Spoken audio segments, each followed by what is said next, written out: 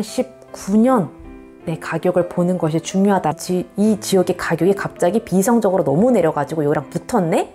그러면 이 가격으로 여기로 갈아탈 수 있는 그런 시기가 네, 안녕하세요. 영일이치 영은입니다. 오늘은 이 흔들리는 자산시장 그리고 계속 오르는 금리 이 긴축 시장 속에서 내 집, 부동산을 언제 마련하면 좋은지 또 어떤 가격이 정말 저렴한 가격인지 기회인지에 대해서 말씀을 드리려고 합니다. 사실 부동산 가격을 결정짓는 건 정말 여러 가지가 있어요. 호재도 있고요. 공급 물량도 있고 부동산 정책도 있고 미국, 한국 기준 금리도 모두가 있습니다. 그래서 다양한 변수를 고려하시는 게 좋은데 오늘 제가 말씀드릴 두 가지 좀 기준도 같이 또 고려하신다면 조금 더 명확하게 가격 기준을 잡으실 수 있을 것 같아 또 말씀드리고자 합니다. 첫 번째는 바로 2019년 가격을 보라입니다. 아니 뭐 뜬금없이 2019년 가격을 봐라 할 수가 있는데요. 바로 이 화폐 경제 시대에선 불변의 진리가 있습니다. 실물 자산 가격은 절대 유동성이 풀렸던 그 이전 가격으로 돌아갈 수 없다. 라는 화폐 경제에 약간 불변의 진리 같은 게 있습니다. 그 이유를 말씀드리도록 할게요.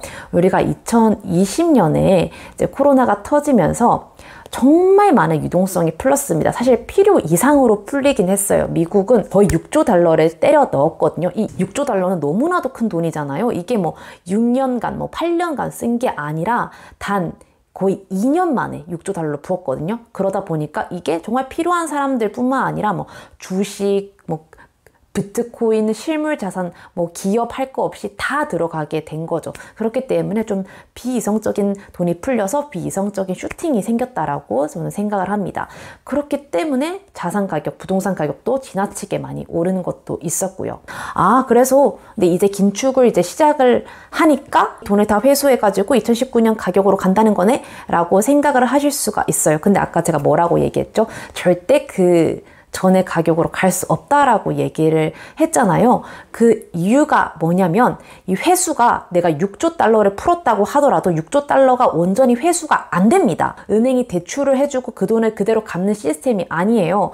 풀었다 하면은 뭐 주식에서 들어가면 차라리 회수하기 쉽어요. 그냥 매도해버리고 치우면 되니까요. 근데 이게 실물 자산, 뭐 진짜 건물이니 또 기업이나 이게 집에 들어갈 경우 야 우리 돈 회수할 테니까 너 집 팔아서 줘 하면 줄 사람이 어디 있습니까? 못 버티는 사람은 또 경매에 오르긴 하겠지만 버틸 수 있는 체력이 있는 사람도 많거든요. 대출이자 낼 수 있어, 나 돈 있어 하는 사람들은 그냥 그 높아진 집에 사는 채로 버티는 겁니다. 그럼 돈이 회수가 안 돼요. 또 이걸 보여주고 있는 사례가 있습니다. 2008년 미국에서 서브프라임 모기지 사태가 터지고 또 경기에 직격탄을 맞았잖아요. 그때 미국에서 양적 완화를 실행했습니다. 6년 동안 3조 6천억 달러를 찍어냈어요. 오히려 지금보다는 조금 이성적으로 풀어냈죠. 6년 동안 3조 6천억 달러니까. 네. 그런데 이 돈을 2016년부터 긴축을 미국에서 하기 시작합니다. 금리도 올리고 이제 국채 매입도 축소를 해요. 그럼 얼마를 회수했을까요? 2016년에서 코로나 터지기 전이니까 3년이죠? 6천억이요. 고작 6천억 달러밖에 회수가 안 됐습니다. 그럼 여전히 이 시장에서는 3조 달러가 돌아다니고 있는 거고요. 플러스 2020년에 풀어놓은 6조인 9조, 그럼 총 9조인 잉여 달러가 이 시장에 돌아다니고 있는 거예요. 그래서 2019년 내 가격을 보는 것이 중요하다고 얘기를 하는 겁니다. 그 가격으로 원래 원리라면은 그 가격으로 돌아오면 안 되지만 사람들이 또 심리적으로 많이 불안하거나 또 여러 가지 변수로 인해서 던질 때가 있어요. 이거는 시장 가격보다 낮게 측정된 거네? 그럼 이거는 저평가된 물건이잖아요. 그러면 이거는 잡아도 된다는 거죠. 왜냐면 결국에는 시장에 풀려있는 유동성이 있기 때문에 결국에 나중에는 제자리를 찾아갈 때 그 이상의 가격으로 갈 수가 있는 거니까요. 내가 조금 더 보수적으로 보겠어. 혹은 내가 원하는 지역이 공급 물량이 많아 하시는 분들은 2018년까지는 보시는 것도 좋습니다. 아마 대구나 인천 같은 경우는 가능할 수도 있어요. 왜냐면 물량이 너무 많아. 인천만 해도 지금 신도시가 몇 개예요. 그 다음에 대구 같은 경우도 5만 세대가 지금 예약이 되어 있어요. 이게 미분양도 계속해서 나오고 있고 그렇기 때문에 이런 공급 물량이 너무 많은 곳은 살짝 조금 좀 더 보수적으로 생각을 하시고 좀 여유 있게 보셨으면 좋겠고 내가 내 지역이 공급 물량은 뭐 적당하고 그렇게 많지도 않네? 근데 가격대가 2019년 정도에 나왔네? 이러면은 이거 좀 매력적인 가격대다 라고 볼 수가 있는 거겠죠. 네, 그리고 제가 생각하는 두 번째 가격 기준은 바로 상위 입지와의 격차입니다. 뭐 내 지역이 최고야 라고 항상 생각을 할 수가 있지만 사실 상위 입지는 존재를 합니다. 어떻게 알아? 라고 물어보신다면 평당가를 기준으로 이제 순위를 나열해 보시면은 이게 입지가 가격이 정해주는 거거든요. 나옵니다. 그럼 이제 서울부터 해가지고 판교, 분당 쭈루루 이제 막 나오겠죠. 이걸 봤을 때 나는 이 지역에 살고 있는데 이 지역의 가격이 갑자기 비이성적으로 너무 내려가지고 여기랑 붙었네? 그러면 이 가격으로 여기로 갈아탈 수 있는 그런 시기가 되는 거죠. 이거는 1주택자 분들에게 굉장히 좀 효과적인 팁이 될 것 같아요. 무주택자 분들도 마찬가지고요. 나는 원래 여기 살려고 했는데 가격이 똑같잖아. 그럼 굳이 여기 살지 않고 여기로 살면 되는 거죠. 이런 예시가 있었어요. 옛날에 이제 부동산 하락장 때 네, 저는 동탄 좋아합니다. 네, 동탄 가격과 광명시의 가격이 붙은 적이 있었습니다. 동탄에 있는 그러면 난 더 좋은 아파트로 갈래. 넓은 아파트로 간 사람이 있었고 그럼 나는 동탄에 있는 집을 팔고 광명으로 갈래 하는 분도 있었습니다. 그럼 나중에 그 결과는 네, 엄청나게 달라졌겠죠. 왜냐면 광명이 서울과도 가깝고 조금 더 높은 입지를 갖고 있으니까요. 그리고 뭐 분당이랑 이제 수원이랑 비교를 했을 때 분당이 당연히 상위 입지죠. 근데 가격이 붙었어요, 분당이.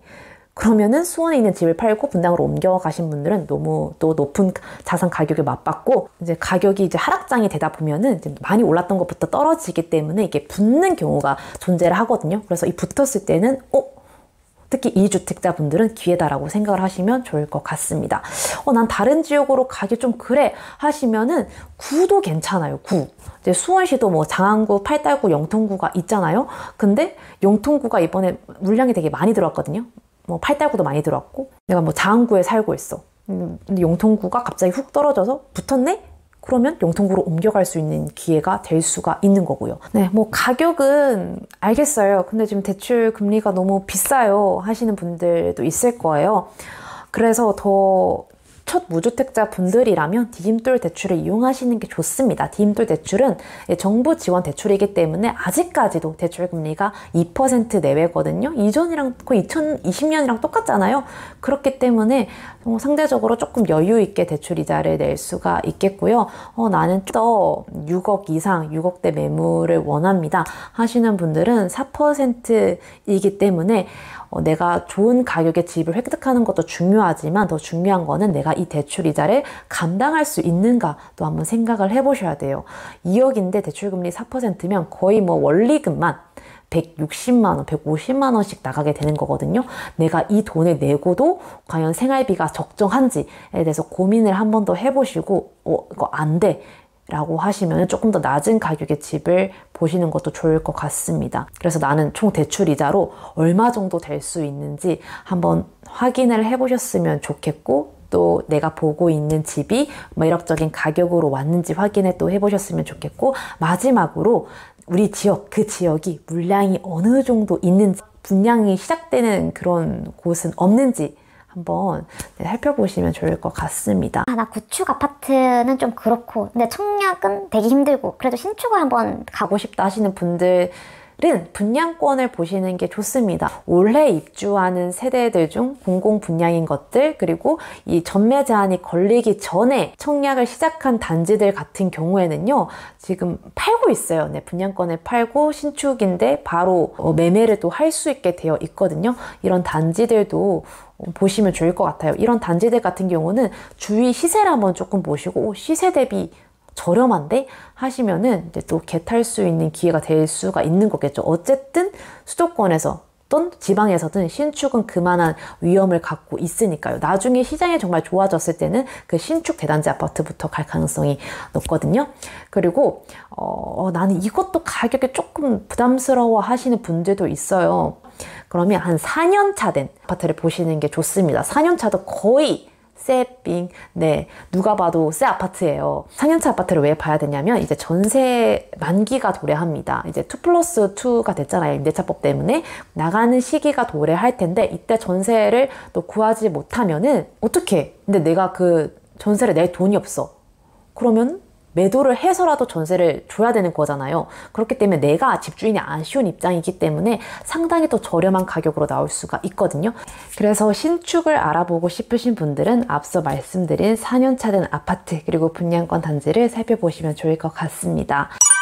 1970년에 워렌 버핏이 샀던 코카콜라가 지금 가격하고 비교를 해봤을 때 주식이요 9,048%가 올랐다고 합니다. 9,048%요. 뭐 부동산은 뭐 말할 것도 없겠죠. 언제까지나 하락이 지속이 되진 않으니까요. 그래서 우리가 조금 이 시기는 워렌 버핏 선생님의 정신을 받들어서 존중하면서 버티는 그런 시간이 됐으면 좋겠고, 그 시간 동안에 여러분들이 조금 많이 힘들더라도 포기하지는 않고 계속 관심을 갖고 잡으셨으면 좋겠어요. 잡고 가셨으면 좋겠어요. 저도 오늘 주가 내려가는 거 보고 어플 지우려다가, 주식 어플 지우려다가 참고 참고 그 대신 영상을 켰습니다. 우리 모두 끝까지 존중하며 버티도록 해요. 그러면 다음 시간에 만나요. 안녕.